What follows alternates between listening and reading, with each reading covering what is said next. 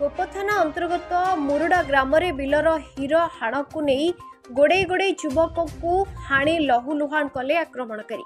सूचना अनुसार मुरुडा ग्रामर शंभु राउत दिन 12 घटिका समय बिलरे काम करुवा बेले से grammar ward member Ajay Raut कहीं मो बिल हिर हाणीछु बोली कही हठात कटुरी रे शंभु मुंड को हाणी देथिले। पर शंभु को रक्ताक्त अवस्था पड़िथिबा देखि परिवार लोके गोप मेडिकल रे भर्ती करथिले।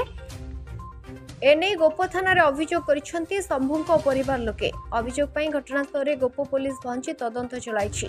एपर्यंत काहारी को गिरफ करा जाय नहीं। कर्नाटक संभेश्वर राउत घर मुरुडा कौन जमबाड़ी समस्या जन गाँव आमर लोक प्रतिनिधि वार्ड मेंबर हे हीरो हाणी थे मो कह मत कटुरी हाणी